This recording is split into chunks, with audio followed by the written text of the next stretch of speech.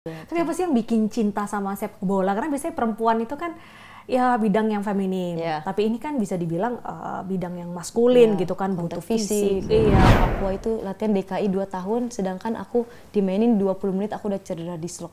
Itu aku sedih banget, sedihnya kayak aku tuh apa ya, pengen main gitu buat DKI, buat diri aku sendiri. Selama kamu menjadi kiper ini pernah nggak sih mengalami masa-masa di mana kayak wah gue down banget as kiper gitu? Sepak bola sebenarnya tidak bisa dijadikan untuk pekerjaan tetap gitu. Itu hanyalah kayak hobi yang dibayar gitu. Nggak bisa untuk jadi passion kita untuk kayak pekerjaan tetap kita. Gimana pun juga kita perempuan, kita pasti bakal ada performnya karena makin lama makin umur. Beda sama pria kan Kak.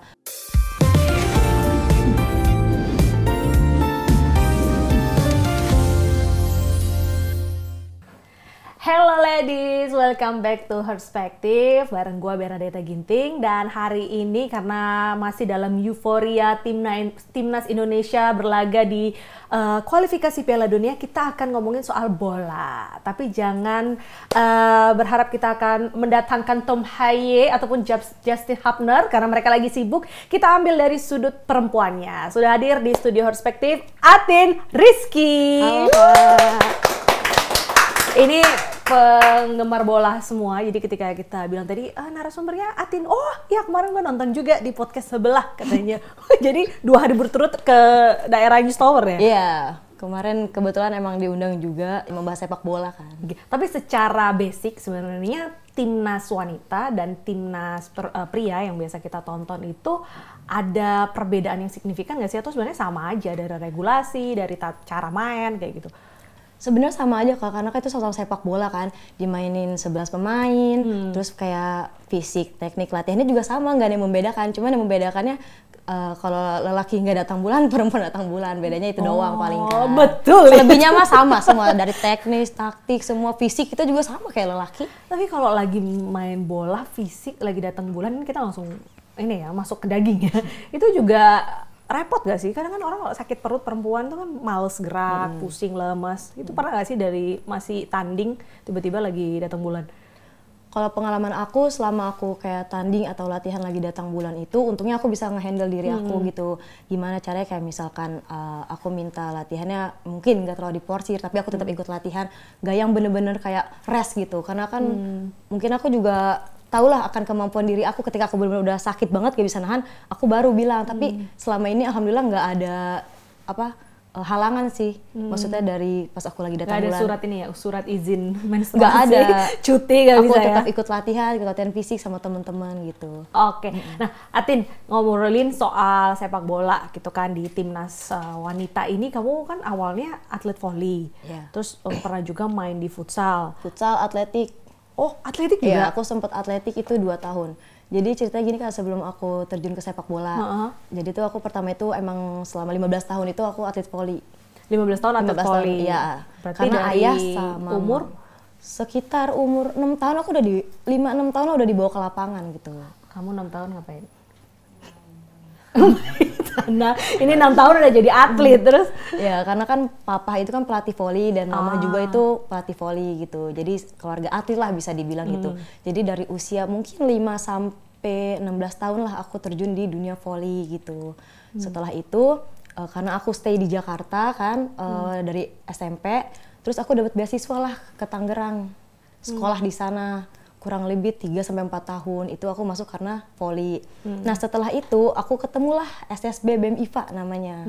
Itu di Tangerang, dia lagi nyari pemain-pemain bola untuk terjun ke Piala Kartini. Itu waktu di Jepara. Nah itu aku basicnya masih di voli. Karena waktu itu sempet vakum kan sepak bola wanita. Itu iya, lama banget. Dari 2015 terakhir aktif.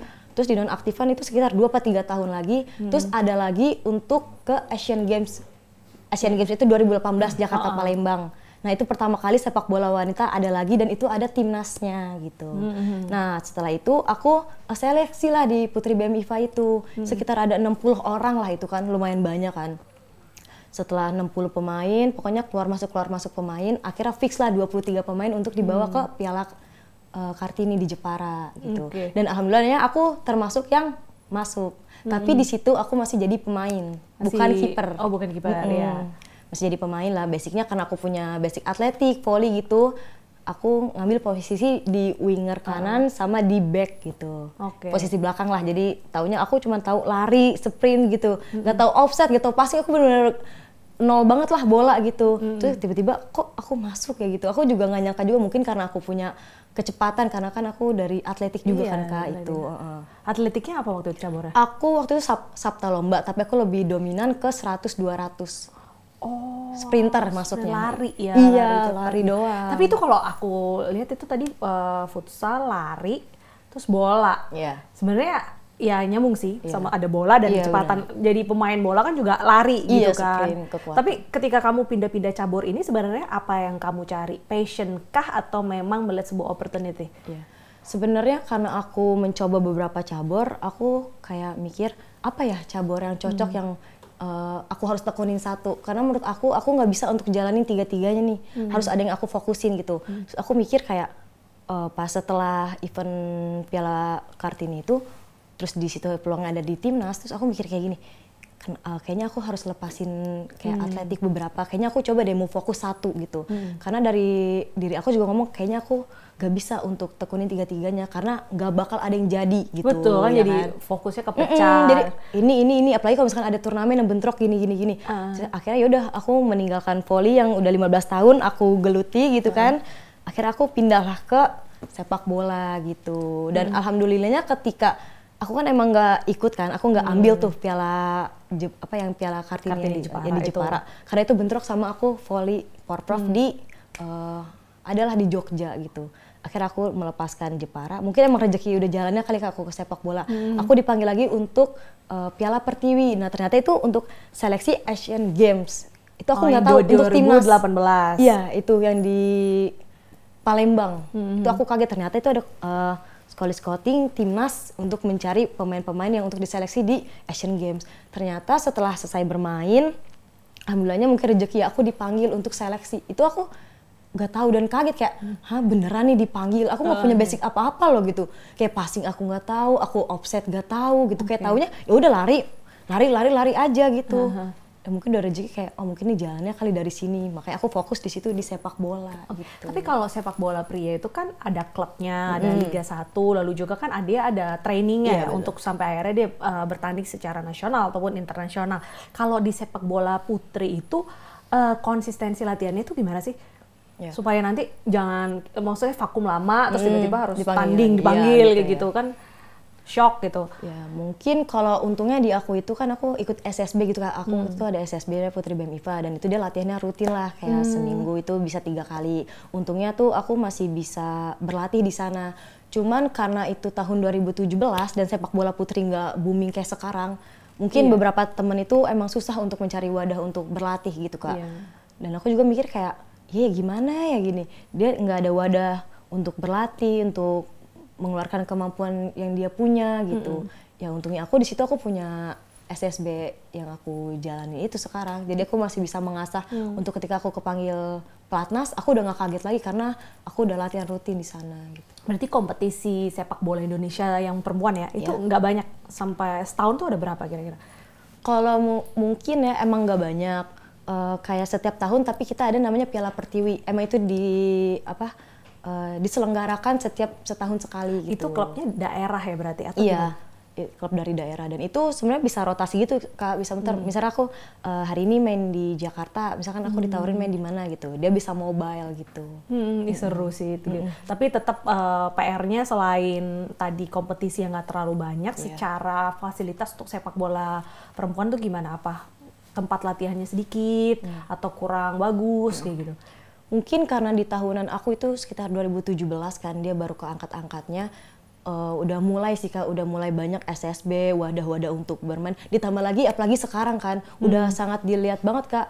Banyak turnamen yang antar umur gitu, dari U14, U16. Itu perempuan semua Itu perempuan semua, dan sekarang lebih dilihat lagi karena ada pelatih perempuan. Oh, ada pelatih perempuan. Ada pelatih perempuan, banyak license yang harus nih ada pelatih perempuan. Jadi sekarang ada sekitar 10 atau 7 gitu.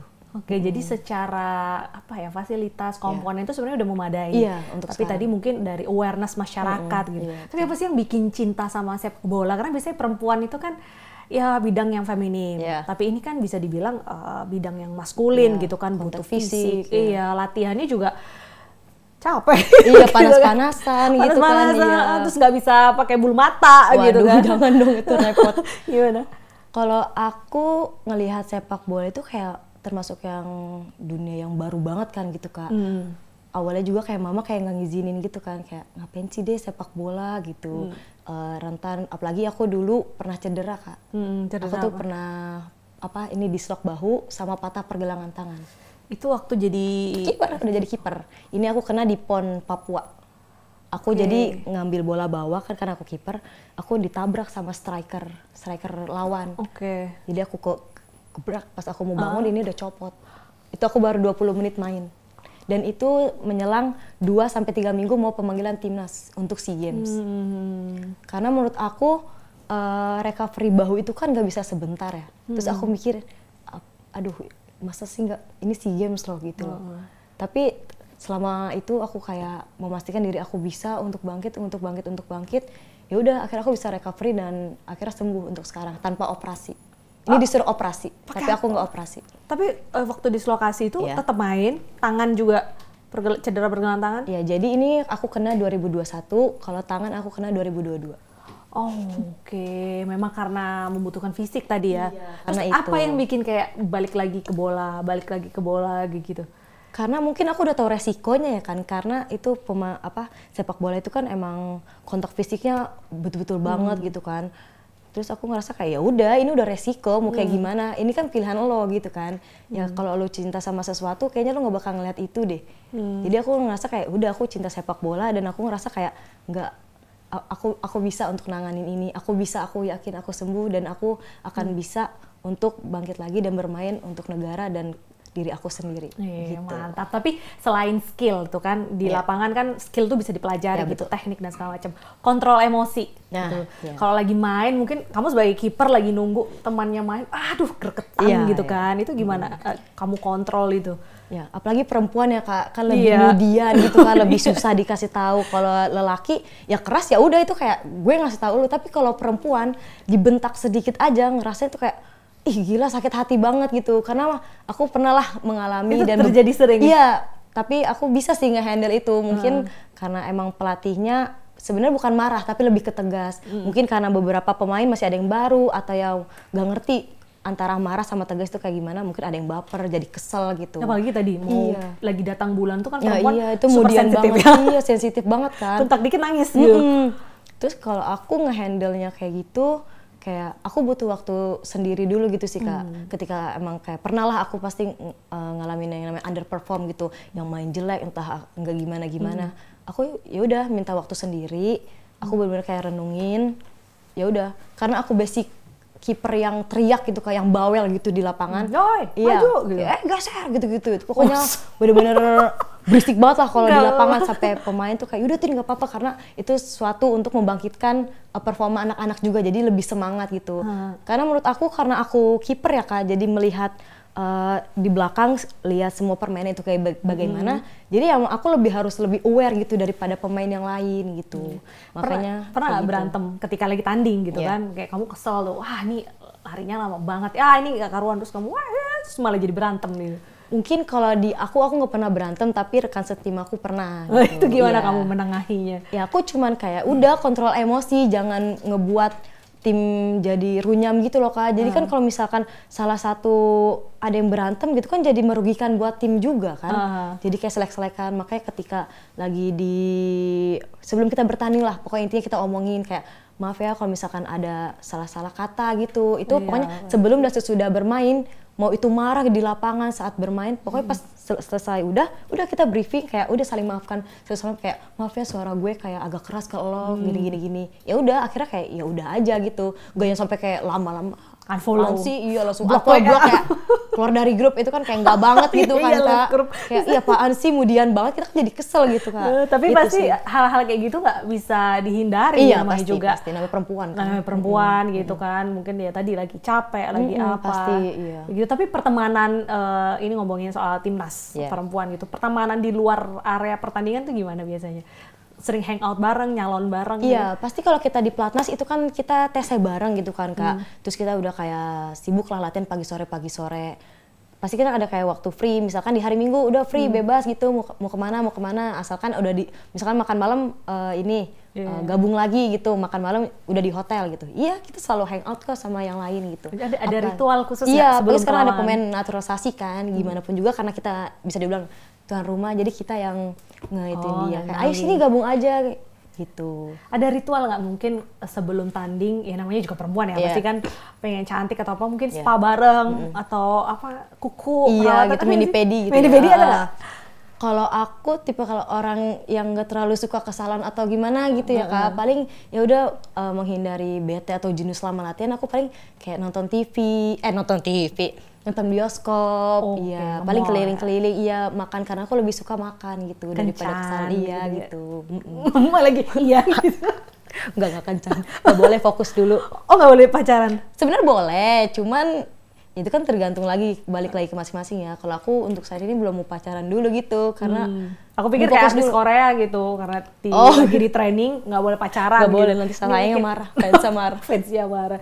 Ya gitu. Oke, balik lagi ngomongin soal timnas. Ini kan kamu mengambil posisi kiper. Iya. Kita tahu ya ini secara umum biasanya kalau pertandingan bola, kalau ke gol kan kipernya ini langsung wah kipernya gimana sih gitu kan. Hujatan, terus juga mungkin apa ya serangan tuh mengarah ke kiper gitu. Selama kamu menjadi kiper ini pernah nggak sih mengalami masa-masa di mana kayak wah gue down banget as kiper gitu. Mungkin awal-awal itu pasti nervous banget ya Kak, apalagi bawa nama negara gitu kan, terus kiper. Tapi setelah mungkin aku udah banyak pengalaman, aku udah bisa ngehandle bagaimana ketika aku lagi underperform. Jadi ketika semakin lama aku bertanding entah itu di Platnas atau di klub, jadinya aku udah enjoy gitu, udah enjoy untuk ngelakuinnya gitu. Kalau underperform pasti pernah kan, ke gol itu, kebobolan atau misalkan ya blunder gitu pasti pernah. Cuman emang ini banget sih, dari teman-teman, support dari teman-teman, rekan tim itu sangat penting banget Kak gitu.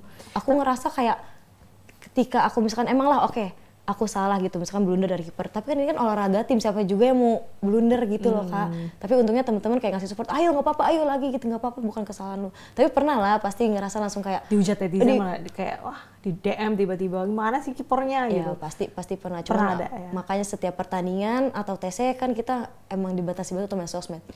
Untuk nggak boleh kayak upload, nggak boleh kayak udah kita fokus aja untuk negara. Makanya itu sosmed salah satu yang sangat dibatasi banget oleh pelatih. Sampai juga kayak setiap TC itu HP selalu disimpan gitu. Karena mental sih takutnya Iya, latihan betul. sudah oke apa tapi karena dia ngebaca. Iya, salah satu komen karena menurut aku itu faktor psikologis yang paling rentan Kak gitu loh. Kayak apa ya? Namanya juga perempuan kan, pasti kan ini banget kan. Iya, kalau overthinking. dipikirin banget kayak Iya. "Ih, gila gue jelek banget ya, gue ini banget ya, emang gue blow on banget ya." Itu kan pernah juga teman serekan aku sampai kayak gitu, dia sampai kayak ya sedih lah gitu. Ya aku sebagai teman sekamarnya waktu itu ngeliatnya juga sedih gitu. Udah nggak apa-apa, kita tunjukin lagi gitu-gitu. Udah nggak apa-apa. Makanya udah jangan main sosmed dulu gitu. Iya, mungkin itu penting juga Salah untuk, satunya itu sih. dihindari. Terus kenapa itu waktu itu kamu jadi kiper itu karena ada seleksi untuk menjadi kiper atau gue milih aja deh kiper karena biasa volley kan? Iya, iya. Untuk saat itu ceritanya lucu sih Kak.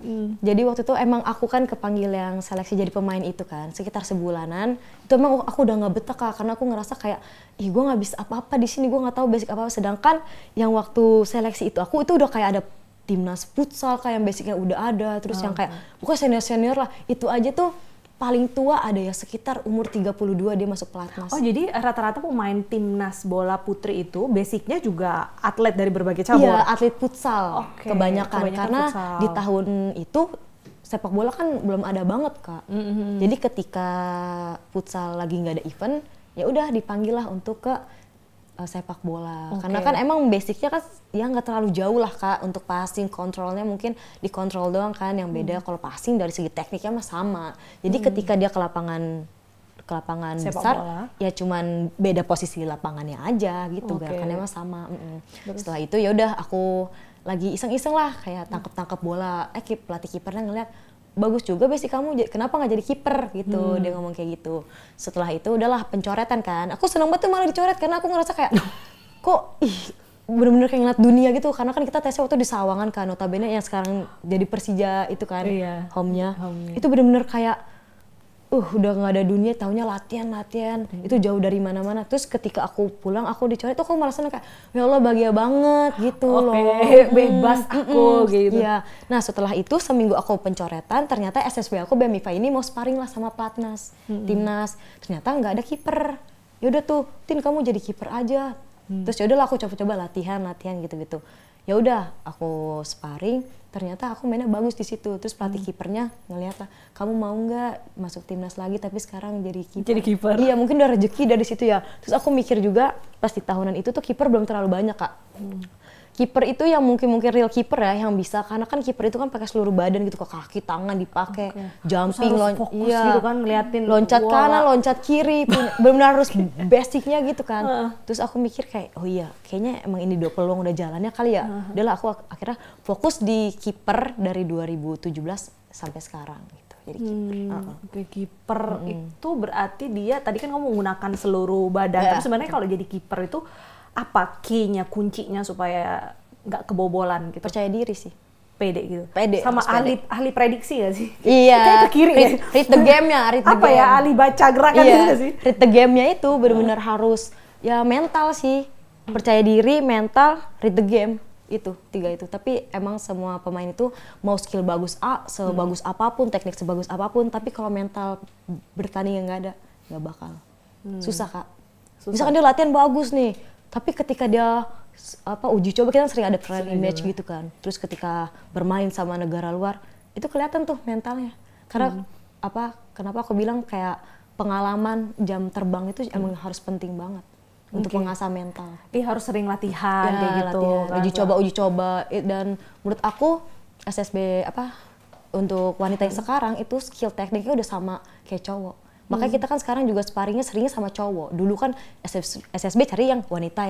Sekarang kan yang anak-anak kecil yang U14, U15 kan mainnya juga udah lincah kan Kak. Makanya kebanyakan bermainlah sama lelaki. Karena skill kita, jadi kemampuan kita tuh keikut sama lelaki gitu. Oke, jadi bukan sparringnya sesama perempuan. Iya, sekarang udah tapi sama sesama lelaki. Nah, komentar orang tuamu gitu ketika kamu terjun ke dunia atlet yang kita bisa bilang memang pertumbuhan dari sepak bola wanita ini kan sedang pesat.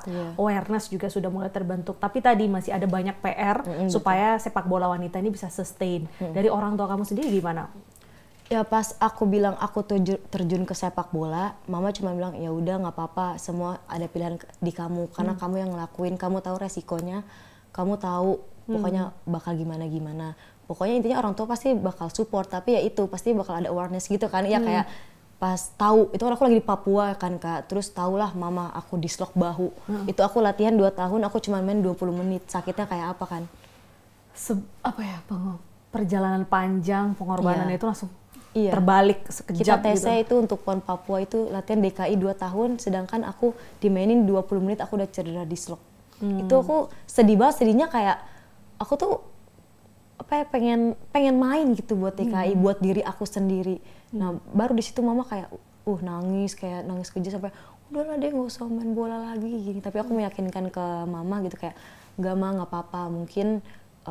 Tapi kan kalau misalkan nggak di sepak bola, Atin nggak bakal kayak gini. Maksudnya lebih kayak menurut aku sepak bola juga itu alhamdulillah kayak aku banyak menghasilkan Kak dari sepak bola gitu kan. Misalnya aku bisa kesini ke negara-negara yang belum pernah aku tuju, terus membeli barang-barang yang aku ingin dari dulu akhirnya terwujud dari sepak bola. Mungkin aku ngambil poin pentingnya di situ gitu. Nggak apa-apa lah aku bisa ngehandle ini, aku bisa lah recovery ini kan udah resiko gitu. Gimana pun juga semua atlet pasti ada resikonya gitu loh, aku ngomong gitu. Terus ke mama ya udah, jadi setiap aku bertanding pun mama jadi kayak takut-takut gitu. Jadi nggak bisa tidur, kayak nonton juga kayak deg-degan. Makanya kenapa mama jarang nonton aku secara langsung karena takut itu. Tapi aku nonton sepak bola juga malah jadi kayak aduh jadi Takut. mondar mandir, aduh gue nggak bisa nih gue tahu hasilnya aja gitu kan. Apalagi orang tua kamu sendiri kan pasti gitu, pasti dengan ada cedera kayak gitu dia lebih was-was gitu kan. Oke, nah kalau rata-rata kan pemain sepak bola itu biasanya dia ke luar negeri gitu, ikut klub karena tadi untuk mengisi kekosongan di Indonesia sendiri. Kalau kamu ada rencana untuk expand ke luar negeri nggak? Alhamdulillah kemarin tuh baru bulan-bulan Juni-Juli lah aku ditawarin untuk liga di Filipina sama Malaysia. Cuman karena ada faktor yang sedang aku ikuti waktu itu, aku lagi kayak ada kegiatan yang benar-benar gak aku bisa tinggal lagi Kak selama 3 bulan. Karena kan itu juga bentrok kan, liga di sana tuh 3 bulan aku nggak bisa ambil gitu. Karena menurut aku kan hidup itu pilihan ya, nggak mungkin aku ngambil dua-duanya. Jadi ya udah mungkin bisalah ini nanti untuk liga tahun depan, karena liga yang Malaysia ini sampai Filipina kan setiap tahun ada. Sedangkan menurut aku yang kegiatan ini kayaknya sekali seumur hidup deh, jadi aku coba untuk ambil yang ini dulu gitu. Negara mana sih yang ibaratnya cocok nih untuk kamu meningkatkan kualitas diri di dunia bola? Mungkin kayaknya negara ini memang secara fasilitas oke, sepak bola wanitanya juga udah besar kayak gitu, kayak ini salah satu tujuan gue gitu. Ya mungkin kalau di Asia bisa dibilang Filipina Malaysia sih yang liganya, gitu yang paling besar. Liganya jalannya kalau mau lebih besar ya ke Eropa pasti kan. Jauh sih. Tapi kan itu ya harus ada agent, harus ada kayak gimana karena nggak gampang juga Kak untuk kesana gitu. Ya paling untuk menambah skill kita biar nggak terlalu kehilangan ya itu paling poin plusnya di Malaysia sama Filipina udah yang paling itu dekat jalan gitu iya. Kan. Tapi kok sama Asia kayak Jepang, Korea tuh gimana? Kalau kemarin seru tuh kayak aku suka alamnya, suasananya. Jepang Korea mungkin kalau untuk di Indonesia masih agak susah ya Kak gitu. Gitu. Karena Jepang itu termasuk sepak bola wanita yang sangat maju. Dia itu sekitar ada liga 1 2 3 4-nya, ada grade-grade-nya. Oke, dia benar-benar udah prepare ya. Udah ada grade-nya. Dan untuk masuk itu juga susah. Susah banget Kak, untuk sekelas liga kampus aja itu teknik taktiknya udah kayak lelaki banget. Apalagi masuk ke 2-1 itu kayaknya udah kita bakal jadi cadangan tribun deh, nggak bakal dipakai. Jangan pesimis gitu. Ya notabene kayak ya udah nih Liga Jepang, tapi kan nggak tahu main apa nggak di sana, ya kan. Cuman ya namanya juga pengalaman kan. Jadi ya mungkin emang belum bisa main, tapi kan kita berpengalamannya latihan sama orang-orang hebat di sana Kak. Dari cuacanya, dari orang-orangnya. Jepang kan emang bener-bener kecil, tapi teknik taktiknya luar biasa banget. Gitu. Dia juga untuk sepak bola cowoknya juga kan salah satu sangat maju banget. Lawan yang kuat lah. Gitu kuat kan. Banget Jepang sih. Kalau ngomongin sepak bola, role model kamu dalam bermain itu biasanya kamu siapa? Kalau aku pemain USA itu Hope Solo. Itu dia kiper USA dari tahun berapa ya dia? Itu mainnya hebat banget. Jadi ketika aku lagi down atau apa, aku selalu searching permainan dia gitu. Kenapa emang? Aku pikir kamu searching quotes motivasi. Biasanya perempuan kadang-kadang mana ya yang mau relate sama TikTok ya. Sama Alex Morgan juga sih, dia pemain USA juga itu. Dua itu yang aku selalu lihat. Jadi kalau pemain itu Alex Morgan, kalau kiper itu Hope Solo gitu. Aku selalu ngeliat cara dia bermain. Kayak gimana sih caranya tenang, gimana sih positioning, gimana sih read the game gitu. Aku selalu ngeliat dia bermain gitu. Oke. Nah, balik lagi ke dalam negeri nih, kalau kita lihat sepak bola wanita Indonesia, menurut kamu dalam 2-3 tahun terakhir itu apakah dapat besar atau ya memang kayaknya ini harus ada special treatment lah dari pemerintah mungkin agar itu menjadi besar? Mungkin kalau pandangan aku ya intinya ya itu satu, liganya jalan. Itu doang sih Kak. Kendalanya apa sih sampai saat ini kalau boleh? Aduh aku no comment kalau itu. Oh no comment, berarti ada yang... Aku nggak tahu kalau itu. Pokoknya intinya sebagai pemain dari beberapa temen juga ya pengennya liganya jalan. Kompetisi lah kalau misalkan emang liganya agak berat. Karena kan terakhir itu 2019 kan Kak. Itu.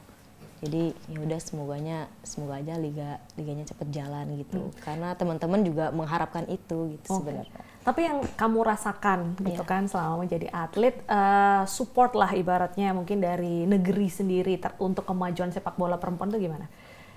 Support kalau untuk aku ya aku sangat senang banget karena kan aku termasuk orang yang lama juga kan Kak dari sepak bola belum terlalu jelas, sekarang kayak udah bener-bener kayak Instagram terus kayak berita-berita sepak bola tuh dinaikin banget. Aku seneng banget ya. Aku cuma bisa support dan berdoa untuk kayak kemajuan sepak bola khususnya wanita gitu kan. Semoga bisa terus dilihat lah kayak wadahnya, kayak SSB-nya, liganya, kompetisinya, license untuk pelatih perempuannya. Jadi ketika kita sebagai pemain, ketika kita udah tidak perform kan, apalagi kalau wanita itu kan underperformnya di 30 ke atas lah Kak gitu kan, udah kayak susah untuk bermain. Kalau udah menikah masih boleh nggak sih tanding? Sebenarnya masih boleh, itu kan tergantung bagaimana kita menjaga kebugaran tubuh kita kan Kak. Soalnya pengalaman aku di futsal ada sekitar umur 33 dia masih perform banget, itu dia punya anak 1. Jadi dia rest 2 tahun, dia kembali lagi ke timnas. Apalagi kalau habis ngelahirin tuh ada istilah namanya mom brain, yang kayak tiba-tiba nge-lag beberapa second. Itu gue sering banget semenjak melahirin gitu. Tapi rata-rata masih boleh lah ya kalau udah. Masih boleh. Kan tergantung bagaimana kita performnya. Jadi ketika misalkan ada pertandingan atau ada event, masih bagus ya, pasti tanya umur berapa, ternyata udah punya anak 1 gini. Jadi balik lagi ke diri kita mau fokusin mau kembali menjadi atlet apa menjadi ibu rumah tangga saja. Jadi itu pilihan sulit sih. Apalagi kalau meniti karirnya kayak kamu udah dari 6 tahun, tiba-tiba udah menikah, udah punya anak. Karena kalau latihan gitu kan nggak mungkin ini kan pulang pergi kan, pasti harus stay di asrama gitu kan ya. Iya, kalau misalkan kita ada pertandingan kayak misalkan mau 3 atau 4 bulan lagi, emang kita ditesain lama sekitar sebulan 2 bulan itu. Oke, menarik. Tapi supaya lebih menarik kita mau main games. Karena di games ini tuh ada beberapa pertanyaan gitu kan yang agak-agak serem. Tapi nanti kalau ada pertanyaan yang sekiranya tidak agak skip gimana gitu ya. Seperti biasa ya, Ibu Suri ini. Kamu pilih 3 pertanyaan, nanti aku yang 3. Aku yang ini aku langsung ngambil 3-3-nya gitu. Satu dulu aja. Tapi aku yang baca biar kayak terkejut-kejut gitu. Ini makin lama lipatannya makin ini ya, makin rahasia, makin kecil ya. Oke, ini kayaknya tintanya mau habis nih. Fitri, jawab cepat, nggak boleh mikir. Apa arti tim buat kamu? Tim adalah keluarga kedua. Keluarga pertama keluarga inti lah ya, pasti kan. Kenapa keluarga kedua? Karena aku udah TC bareng lama banget sih Kak sama mereka, khususnya DKI ya. Karena aku tuh kurang lebih udah 5 tahun sama mereka gitu.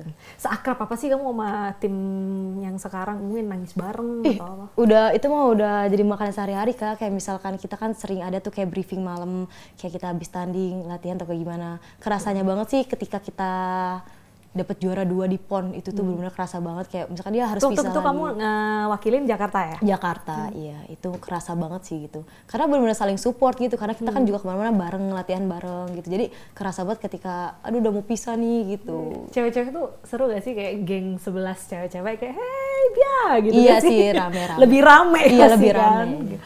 Oke, 2 lagi gitu.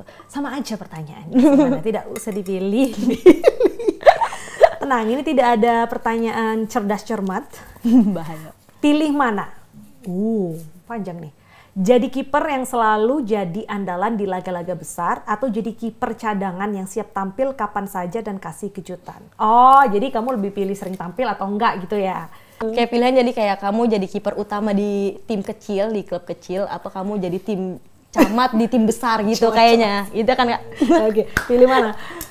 Ya kalau aku mending ini sih klub kecil tapi aku perform terus, karena kan bisa dilihat dari sama tim-tim besar. Kalau kita udah di tim besar tapi kita nggak pernah main, tapi buat ini apa? cadangan terus iya buat apa gitu kan? Karena kita juga kayak latihan capek-capek sama kita kan pengen nunjukin perform kita gitu loh. Tapi kalau dari klub kecil ke klub besar tuh biasanya pertimbangannya apa sih? Kalau untuk kiper lebih banyak menangkis atau memang dia murni skill terus mental atau kayak gitu?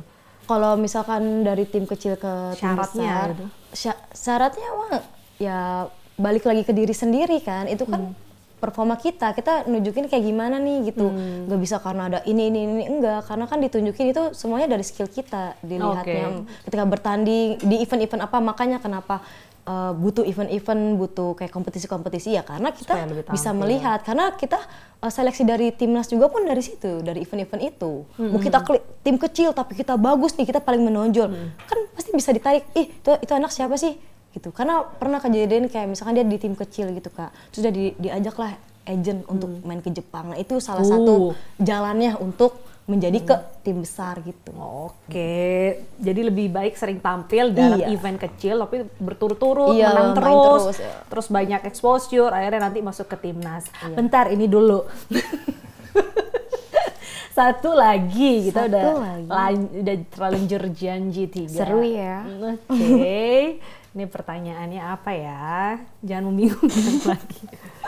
Jawab cepat, nggak boleh mikir. Satu kata yang menggambarkan perjalanan kamu di sepak bola. Bersyukur. Bersyukur karena di sini mungkin kamu selain tadi ada passion, kamu bisa melihat dunia lebih jelas gitu kan. Iya, betul. Iya. Jadi gitu satu kata. Tapi masih terus akan di bola atau tadi mungkin kayaknya ada cabur lain ya? Aduh, enggak deh kalau umur sekarang. Enggak. Kalau umur berapa sih? 26. 26 masih muda. Ya masih muda sih, cuman kan kalau dilihat dari sekarang ya Kak, karena kan udah ada U14, U16, udah ada adik-adik lah juniornya. Terus aku mikir kayak, udahlah kasih ke adik-adik dulu, tapi ketika aku masih perform ya kenapa enggak gitu. Mungkin untuk kompetisi-kompetisi itu. Gitu. Harapan kamu nih sebagai atlet, biasanya salah satu hal yang menjadi concern ketika atlet itu adalah setelah dia pensiun, bagaimana soal kesejahteraannya gitu. Nah, untuk sepak bola perempuan sendiri, harapan kamu untuk kesejahteraannya itu gimana sih nanti mungkin untuk atlet-atlet bola perempuan? Ya, mungkin kalau dari aku misalkan apalagi di umur-umur udah 23 ke atas gitu lah ya Kak, misalkan udah dapat pekerjaan gitu, ditawarin kerjaan yang maksudnya udah enak atau apa, kataku mending ambil aja gitu, karena sepak bola sebenarnya tidak bisa dijadikan untuk pekerjaan tetap gitu. Itu hanyalah kayak hobi yang dibayar gitu. Nggak bisa untuk jadi passion kita untuk kayak pekerjaan tetap kita. Gimana pun juga kita perempuan, kita pasti bakal ada performnya karena makin umur. Beda sama pria kan Kak. Pria kan semakin berumur juga dia semakin matang karena apa? Dia liganya jalan. Dia meskipun tidak di pelatnas dia ada liganya, Liga 1-nya kan. Liga 1, Liga 2, Liga 3. Dia bisa perform. Sedangkan wanita kan tidak ada. Jadi menurut aku selagi dapat pekerjaan yang enak, dapat tawarin kerjaan enak, menurut aku ya ambil aja untuk jadi bantu loncatan. Jadi ketika kita udah tidak perform lagi entah di pelatnas atau dimanapun, kita ya udah ada nih tabungan istilahnya. Bisa lagi kan misalkan didapat tawaran ini dari sepak bola gitu kan Kak. Jadi menurut aku itu sih. Bukan pesimis sih, tapi aku melihatnya lebih ke realistis ya, realistis aja, gitu ya, kan. Benar. Bagaimana ya kita berharap mungkin pemerintah memberikan sustainability untuk olahraga wanita. Tapi kalau pun nanti mungkin di depannya banyak hal merintang, balik lagi sebagai perempuan kita back to reality lah ibaratnya kayak gitu. Ini ada pertanyaan titipan nih dari Mbak Ogit. Kapan terakhir kali clean sheet nggak pernah kebobolan? Clean sheet itu pas lawan Singapura. Yang kamu berhasil menghadang itu kan? Banyak. Itu pas penalti kan 2022 main di Singapura. Terus kita ada lagi tanding di waktu itu di Senayan. Itu aku bener-bener clean sheet juga di situ. Padahal diserang terus. Kayak gitu. Bukan. Ini pada bola holik nih sebenarnya. Oh iya. Kayak gitu. Persija. Loh. Soalnya dulu liganya Persija. Ini di Persija. Oh, ada Jack. Tiba-tiba Persija gitu kan, gua agak bingung. DKI. Karena gua orang Jakarta, Persija juga dah. Tapi ini kan kita berarti ngomongin sepak bola Indonesia deh.